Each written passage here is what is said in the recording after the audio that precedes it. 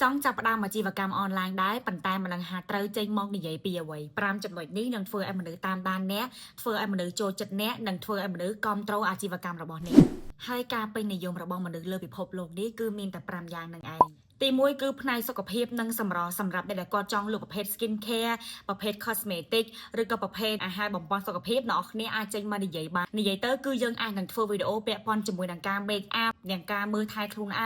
หนังการหัดปราณไอจังเตอร์ ตีปีพนัยลอยหรือวิธีสร้างลอยสำหรับเด็กกอดเมียนกับรองจองลู่อัจฉริยะตรอบแกหาทางประกายทางอัจฉริยะตรอบหรือกับประกายวิธีสร้างลอยเฟยอย่างใบดำใบเอากูจะติงเตียมนหรือกับกูจะติงคอนโด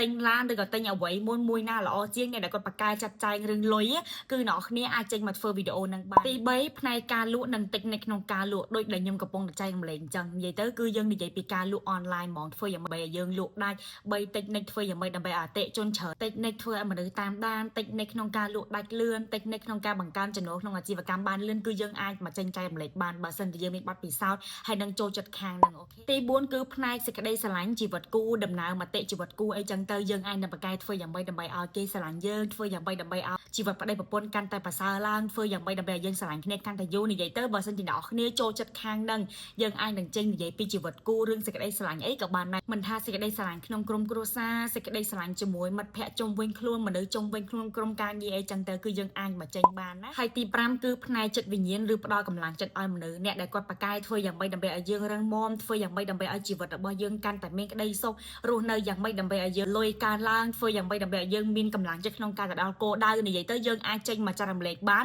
បើសិនជាយើងមានបទពិសោធន៍ច្រើនឬក៏យើងចូលចិត្តហើយយើងជាមនុស្សដែលអាចឆ្លងកាត់ឧបសគ្គបានយ៉ាងងាយគឺយើងអាចមកធ្វើវីដេអូខ្លីៗចែករំលែកក៏បានដែរអញ្ចឹងអ្នកនរគ្នា5ចំណុចនេះគឺកំពុងតែពេញនិយមក្នុងអនឡាញនិងធ្វើឲ្យមនុស្សចូលចិត្តយើងធ្វើឲ្យមនុស្សចង់តាមដានយើងអ្នកនរគ្នាអាចជ្រើសរើសម្យ៉ាងដែលយើងចូលចិត្តហើយចេញផលិតវីដេអូបានបើសិនជាវីដេអូនេះមានប្រយោជន៍កុំភ្លេចជួយ share ចែករំលែកគ្នាផងណាបាយបាយ